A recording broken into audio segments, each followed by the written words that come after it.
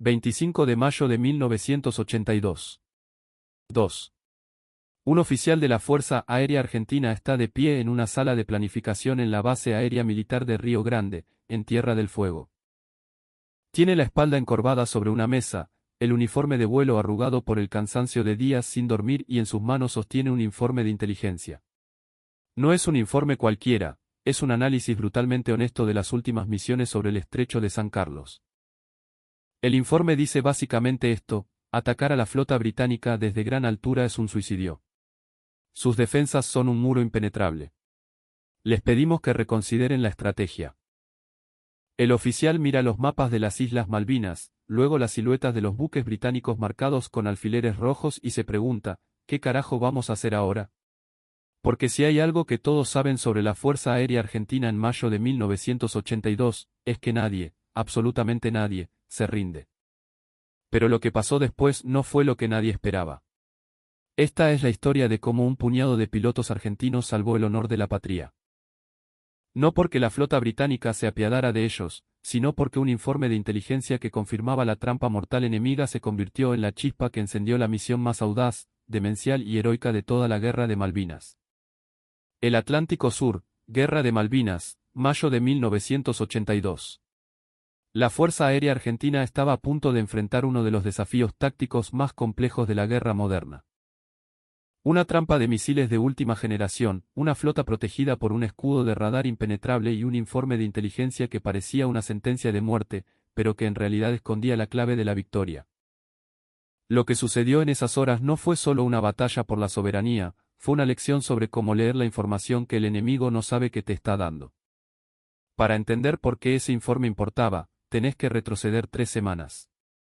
Finales de abril y principios de mayo de 1982.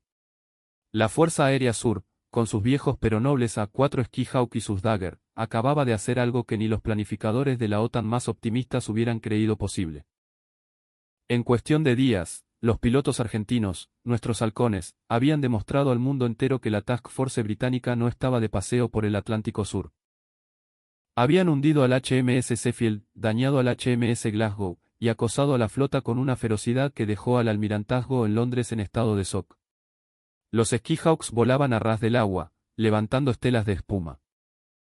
Las escuadrillas aparecían de la nada, atacaban y desaparecían antes de que los sistemas de defensa británicos pudieran reaccionar. Y los mapas en el puesto de comando en Comodoro Rivadavia se actualizaban cada hora, porque las bajas enemigas cambiaban más rápido de lo que los oficiales podían marcarlas. Para mediados de mayo, los elementos de vanguardia de la flota británica estaban anclados en el Estrecho de San Carlos, la arteria vital de su invasión. El fin de la guerra parecía, por un momento, algo al alcance de la mano. Los pibes bromeaban en las bases sobre tomarse un vino en Puerto Argentino para festejar la victoria. Los oficiales de inteligencia planificaban nuevas oleadas de ataques. Había una sensación difícil de describir, pero real, de que la moral del pirata se quebraría. Entonces, el enemigo se adaptó. Los británicos, literalmente, aprendieron de sus errores. No fue un problema de combustible o de falta de aviones, sino de un cambio radical en la táctica defensiva del enemigo.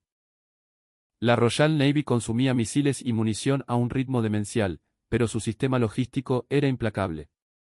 Un buque de guerra no es solo un cañón flotante. Es un sistema de combate integrado que necesita aprender y adaptarse, o muere. A mediados de mayo, el comandante de la Task Force, el almirante Woodward, tomó una decisión estratégica. Creó lo que se conocería como la trampa de misiles. Desplegó 2 de sus buques más modernos en la entrada norte del Estrecho de San Carlos, el destructor tipo 42, HMS Coventry, y la fragata tipo 22, HMS Broadsworth. El Coventry, con su sistema de misiles Sea Dart de largo alcance, podía derribar cualquier avión que volara a más de 1000 metros de altura a una distancia de hasta 40 millas. La Broadsworth, con su sistema Sea Wolf, era una bestia de corto alcance, capaz de interceptar misiles y aviones que volaran bajo y rápido.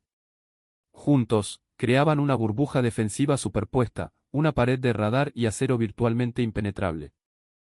El alto mando argentino recibió la noticia en sus puestos de comando, según los relatos de los oficiales presentes. La frustración era palpable. Un comandante golpeó la mesa de mapas con el puño cerrado y dijo: «Nos están esperando». Saben por dónde vamos a entrar y nos van a cazar como a patos. Los mapas no derriban buques. Durante días, las incursiones argentinas sufrieron pérdidas terribles. Los aviones que intentaban atacar desde una altura media o alta eran detectados a kilómetros de distancia por el radar del Coventry y destruidos por los Sea Dart. Era un tiro al blanco. Esos días, en los que los halcones argentinos volvían a sus bases con el corazón en la garganta y asientos vacíos en la formación, le dieron al enemigo algo que no había tenido en semanas: confianza. Confianza para descargar sus tropas, confianza para establecer su cabeza de playa, confianza para creer que habían neutralizado a la Fuerza Aérea Argentina. Cuando los informes de inteligencia confirmaron la naturaleza exacta de la trampa Coventry-Broadsworth, el panorama se volvió oscuro. Las posiciones británicas estaban reforzadas, los accesos al estrecho estaban defendidos y, directamente frente a la ruta de ataque más lógica, había un muro tecnológico que parecía insuperable. Se había convertido en algo que no era antes, una fortaleza naval. Hay una razón por la que esa formación aparecía en cada pesadilla de nuestros pilotos, y no era sentimentalismo. Era pura geometría y tecnología.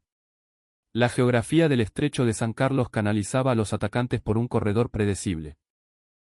El sistema Sea Dart del Coventry creaba un techo mortal, obligando a los aviones a volar bajo.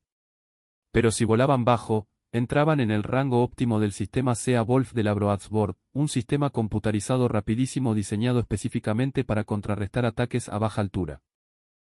Atacar de frente era un suicidio. Rodearlos era casi imposible por las distancias y el consumo de combustible. Mantener la presión era vital, pero ¿cómo? El capitán de navío David Hart Dicke, comandante del Coventry, lo entendía perfectamente. Posicionó su buque para tener una vista de radar limpia hacia el continente, mientras la Broadsworth se ubicaba más cerca de la costa para cubrir el ángulo muerto inferior. La artillería antiaérea de ambos buques estaba lista, los lanzadores de misiles zumbaban con energía, listos para disparar en cualquier momento. El estrecho de San Carlos no iba a ser una puerta abierta. Y fue precisamente entonces cuando llegó el informe que lo cambió todo. El mando de la Fuerza Aérea Sur había estado observando la consolidación del desembarco enemigo con creciente desesperación. Habían visto lo que pasaba cuando una fuerza invasora establece una cabeza de playa segura. Conocían la reputación de la Royal Navy. Sabían lo que los misiles Sea Dart le hacían a un Skyhawk a 10.000 metros de altura. Así que el brigadier Ernesto Crespo, junto con su Estado Mayor, tomó una decisión desesperada. Analizaron el informe que detallaba la trampa británica. El informe era directo y angustiante. La combinación Coventry-Broadsworth, escribieron los analistas, no poseía una debilidad táctica significativa si se la atacaba por las rutas esperadas. Los sistemas de radar y misiles se complementaban perfectamente. Si los pilotos se sentían amenazados por un misil Sea Dart y picaban para evadirlo, se ponían en bandeja de plata para el Sea Wolf. La trampa, declarada una obra maestra de la doctrina naval, parecía invencible. El informe no pedía detener los ataques. Le estaba pidiendo al comando más agresivo de las Fuerzas Armadas Argentinas que encontrara una forma de volar a través de un muro de acero. Cuando el brigadier Crespo leyó el informe final en la tarde del 24 de mayo, lo releyó 2 veces. Luego convocó a sus pilotos y comandantes de escuadrón y les preguntó qué pensaban. El capitán Pablo Carballo, uno de los líderes más audaces y respetados, recordaría años después que su primera reacción fue de un silencio sombrío. Dijo: nos están pidiendo que volemos hacia la boca del lobo. Es como pedirle a un cordero que negocie con un león. Pero Crespo no descartó la misión. Llevó el informe a la mesa de planificación y lo estudió durante horas. El estrecho de San Carlos estaba en el centro del eje de batalla. Todos los análisis tácticos previos apuntaban a atacar por el corredor norte porque era la ruta más directa hacia los buques de desembarco. Pero el informe había revelado algo crucial. Si los británicos habían montado una trampa tan perfecta y tan obvia, significaba que esperaban exactamente eso, un ataque frontal, predecible. Habían preparado el estrecho como un coto de caza, con misiles listos, radares barriendo el cielo, posiciones fortificadas en tierra. Un ataque directo no solo costaría la vida de nuestros pibes, costaría aviones, el recurso más valioso en una guerra de desgaste. Pero antes de tomar cualquier decisión final, Crespo necesitaba confirmar si había alternativas viables. Ordenó una misión de reconocimiento para medir la densidad de las defensas en otros sectores. El 25 de mayo por la mañana, otra escuadrilla se acercó al estrecho. La zona estaba tranquila, demasiado tranquila. Los pilotos entraron en el área de combate, volando a una altitud media para tener una buena visión. No llegaron ni a la mitad del estrecho antes de que el mundo explotara. El chillido agudo del RWR, el receptor de alerta de radar, inundó sus cabinas. Lanzamiento de misil, sea DART, gritó el líder por la radio. Una estela de humo blanco se elevó desde el horizonte, desde un punto invisible en el mar. Un Dagger se desintegró en una bola de fuego. Los demás rompieron la formación en maniobras evasivas desesperadas, llevando sus aviones al límite estructural, perdiendo la vida de más pilotos valientes. Nunca llegaron a ver los buques ese día. La escuadrilla se retiró después de sufrir pérdidas devastadoras en menos de 5 minutos. La ruta de aproximación directa no era una opción. El corredor norte estaba tan defendido, o más, de lo que indicaba el informe. Crespo recibió la noticia esa noche en su puesto de comando. Golpeó la mesa con la palma de la mano, pero no con frustración, sino con comprensión. Los británicos no solo estaban defendiendo el desembarco, estaban defendiendo todos los accesos obvios al estrecho. Habían convertido la entrada norte en una línea de muerte continua. El capitán Carballo estaba presente cuando Crespo tomó su decisión final. Según Carballo, el brigadier señaló un punto en el mapa al norte de la isla de Borbón, un sector que apenas aparecía en los mapas de operaciones navales. Dijo, los piratas nos piden que entremos por la puerta principal para matarnos. Muy bien, no vamos a entrar. Vamos a pasar por el costado, por el patio trasero, donde no nos esperan. Y vamos a rodear su preciosa trampa desde el norte. Y cuando estemos del otro lado, el Coventry y el Broadsword van a quedar expuestos, sin que sus misiles de última generación puedan hacer nada para evitarlo. Pero había un problema. Esa ruta implicaba volar cientos de kilómetros sobre el mar abierto, rodear la isla de Borbón usando sus colinas como escudo de radar y luego entrar al estrecho desde el oeste, una dirección totalmente inesperada. Era una ruta que consumía una cantidad crítica de combustible. Los A4B Skyhawk apenas tendrían autonomía para llegar, atacar y volver. No había margen para el error, para el mal tiempo, para un encuentro inesperado. El clima de mayo en el Atlántico Sur estaba empeorando. Las tormentas y la niebla convertían el horizonte en una masa gris indiferenciada. Si el ataque fallaba, la Fuerza Aérea perdería más de sus valiosos aviones y pilotos, mientras los británicos consolidaban su posición en Malvinas. Déjame explicarte algo. Antes de continuar, necesito pedirte un favor. Si esta historia te está atrapando, si querés saber cómo terminó este movimiento audaz que puso de rodillas a la Royal Navy, déjanos tu like en este vídeo y suscríbete al canal. Estamos en camino a la meta de 7000 suscriptores y cada suscripción nos ayuda a seguir contando estas historias de coraje argentino que no podés encontrar en ningún otro lado. Dale, bancanos con tu suscripción y demostremos que la memoria de nuestros héroes sigue viva. Ahora sí, regresemos al infierno helado del Atlántico Sur. Mientras los pilotos se preparaban para la misión más peligrosa de sus vidas, en los hangares de la base de Río Grande, otros héroes libraban su propia batalla silenciosa. Eran los mecánicos, los ingenieros de armamento. Hombres que trabajaban a la intemperie, con temperaturas bajo cero que les entumecían los dedos, bajo la presión constante de tener los aviones listos para el combate. Uno de ellos, un suboficial especialista en armamento, estaba parado frente a una pila de bombas MK-17 de 1000 libras. El frío era tan intenso que su aliento se congelaba en el aire. La llovizna helada de la Patagonia le calaba los huesos. En sus manos, cubiertas por guantes de lana gastados, sostenía una espoleta. Años después, en una entrevista casi olvidada, recordaría ese momento con una claridad brutal, no podíamos ver nada. No podíamos sentir los dedos. El viento te cortaba la cara. Y pensábamos que si cometíamos un solo error, si una de estas bombas no explotaba en el momento justo, todo el sacrificio de los pibes que volaban iba a ser en vano. Íbamos a mandar a nuestros compañeros a la muerte por nada. Pero no había errores. El ingenio criollo había encontrado la solución a un problema mortal. Las bombas americanas que usaban estaban diseñadas para la guerra de Vietnam, para ser lanzadas desde altura. Al ser lanzadas en vuelo rasante, no tenían tiempo de armarse y muchas veces rebotaban en los buques sin explotar o los atravesaban de lado a lado. Los mecánicos argentinos, en esas noches heladas, habían trabajado sin descanso para modificar las espoletas, para improvisar un retardo que les diera a las bombas una fracción de segundo crucial. El tiempo justo para penetrar el casco del buque y explotar adentro, donde causarían el máximo daño. Ese conocimiento, esa dedicación, era el arma secreta que los británicos no podían anticipar. Su evaluación del poder de fuego argentino estaba a punto de costarles muy caro. 25 de mayo, 2 y 26. Los primeros A4B Skyhawk de la escuadrilla Vulcano, liderada por el capitán Carballo, y la escuadrilla Zeus, del capitán Rinke, comenzaron a despegar. Los motores rugían contra el viento patagónico.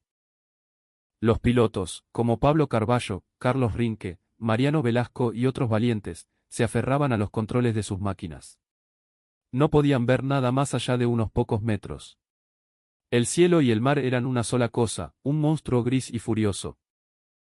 El plan era una locura, volar a más de 900 km por hora a solo 10 metros sobre las olas. Era la técnica del vuelo rasante, una habilidad que los pilotos argentinos dominaban como nadie en el mundo. No había británicos esperándolos en esa ruta. El reconocimiento satelital y los radares de largo alcance buscaban amenazas a altura, no fantasmas que peinaban las olas. La ruta por el norte de la isla de Borbón había sido evaluada como improbable para operaciones de gran escala debido al terreno, al clima y al consumo de combustible. Los primeros minutos del vuelo fueron un infierno. El agua salada golpeaba las cabinas con tanta fuerza que parecía granizo. El limpiaparabrisas era inútil. Los pilotos navegaban por pura intuición, con los ojos pegados al altímetro, sintiendo la vibración del avión a cada ola que pasaba por debajo. El olor a querosene y a miedo se mezclaba en la cabina. De repente, el RWR del avión de Carballo comenzó a chillar. Un eco lejano del radar del Coventry los había pintado. Por un instante, el corazón de todos se detuvo. Pero tan rápido como apareció, el sonido se desvaneció. Habían logrado meterse bajo el lóbulo del radar, escondiéndose detrás de la curvatura de la tierra y las colinas de la isla. Estaban en el punto ciego. En la sala de operaciones del HMS Coventry, un operador de radar frunció el ceño. Contacto intermitente, señor. Parece una bandada de pájaros grandes, pero muy rápidos. Ya desapareció. El capitán Hardicke no le dio importancia. Su atención estaba en el cielo, arriba, donde esperaba al enemigo. Los Skyhawks argentinos llegaron a la costa oeste de la isla de Borbón. Viraron bruscamente hacia el sur, pegados a las colinas, usándolas como un escudo de piedra contra los radares británicos. A las 3:20, salieron al estrecho de San Carlos, pero desde una dirección que nadie esperaba. Frente a ellos, a menos de 20 kilómetros, estaban las siluetas del Coventry y la Broadsword. El comandante de la Broadsword fue el primero en verlos. No en el radar, sino con sus propios ojos. Unos puntos minúsculos que crecían a una velocidad aterradora. Aviones enemigos por la mura de babor, atacando bajo, gritó por el intercomunicador. El sistema Sea Wolf de la Broadsword intentó engancharlos, pero los Skyhawks estaban tan bajos, tan pegados al agua, que el sistema computarizado se confundió con el eco de las olas y falló en adquirir el blanco. El Coventry, por su parte, giró para apuntar sus misiles Sea Dart, pero era demasiado tarde. Su sistema estaba diseñado para blancos a gran distancia y altura. A esa distancia, los aviones argentinos estaban dentro de su radio mínimo de acción. Su arma principal, la que los hacía invencibles, era ahora completamente inútil. Carballo gritó por la radio, ataquen, ahora. Los Skyhawks se abalanzaron sobre la Broadsword. El mundo explotó. Fuego de cañones antiaéreos trazaba líneas de luz en el aire gris. Una bomba de 1000 libras lanzada por el avión de Carballo impactó en la popa de la Broadsword, atravesó la cubierta de vuelo y salió por el otro lado sin explotar, arrancando de cuajo la nariz del helicóptero Sea Lynx del buque. El ingenio criollo a veces fallaba, pero el coraje nunca. La segunda oleada, los Zeus, de Rinke y Velasco, se concentró en el Coventry. El destructor, ahora expuesto y vulnerable, disparaba desesperadamente con sus cañones. Pero los halcones ya estaban encima. 3 bombas de 1000 libras impactaron en el Coventry por babor, justo por debajo de la línea de flotación. Esta vez, las espoletas modificadas por los mecánicos en Río Grande funcionaron a la perfección. Hubo un instante de silencio, y luego, 3 explosiones sordas y profundas resonaron desde el interior del buque. El Coventry se sacudió violentamente. El acero se desgarró como papel. El agua helada del Atlántico comenzó a inundar las salas de máquinas. El buque, orgullo de la Royal Navy, escoró de inmediato. El pánico se apoderó de la tripulación británica. La orden de abandonar el buque no tardó en llegar. En 20 minutos, el HMS Coventry, el guardián invencible del estrecho, se dio vuelta y se hundió, llevándose consigo a 19 marineros británicos y la arrogancia de la Task Force. Los halcones argentinos, con el combustible en rojo y el corazón en la garganta, emprendieron el largo y peligroso viaje de regreso a casa. Habían cumplido su misión. 25 de mayo de 1982, 4:45. Base aérea de Río Grande. Los mecánicos y el personal de tierra que habían permanecido en la base durante las últimas horas escuchan algo extraño. Silencio. No hay informes de radio. No hay noticias. No hay el sonido constante de los partes de combate que había llenado el aire durante días. La pista está vacía, excepto por algunos técnicos que miran hacia el sur, hacia el mar, con una ansiedad insoportable. Algo ha cambiado. Lo que los hombres en tierra no sabían todavía era que sus compañeros acababan de asestar uno de los golpes más duros a la Royal Navy desde la Segunda Guerra Mundial, sin que se hubiera disparado un solo misil Sea Dart contra ellos. El vuelo rasante, el uso del terreno y la victoria de la audacia sobre la tecnología habían creado una situación táctica que dejaba en ridículo a la doctrina naval británica. El escudo de la flota era militarmente irrelevante si no podía ver a su enemigo. El almirante Woodward recibió los reportes en su buque insignia. El HMS Coventry, hundido. El HMS Broadsworth, dañado. La entrada norte del estrecho, abierta. La trampa de misiles, destruida. El 25 de mayo, gracias al coraje de esos pilotos, se convirtió en el día más negro para la Task Force. Los aviones de Carballo, Rinke y Velasco aterrizaron en el continente con los últimos vapores de combustible. Los mecánicos que los recibieron no vieron a pilotos, vieron a leyendas. Vieron a hombres que habían volado al infierno y habían vuelto para contarlo. Vieron los agujeros de la artillería antiaérea en las alas de los Skyhawks. Y en sus ojos, vieron el brillo del deber cumplido. La historia oficial registró el hundimiento del Coventry como un éxito táctico argentino. El honor de la patria se salvó. La Fuerza Aérea continuó luchando hasta el último día, pero la verdad completa era más complicada y más interesante que cualquier narrativa simple de victoria. No fueron solo los pilotos. Fueron los mecánicos que trabajaron en el frío, los planificadores que se atrevieron a soñar con lo imposible, y el coraje de una nación entera que se negó a arrodillarse. La historia de ese 25 de mayo es la prueba de que el ingenio, el coraje y los huevos pueden más que la tecnología más avanzada del mundo.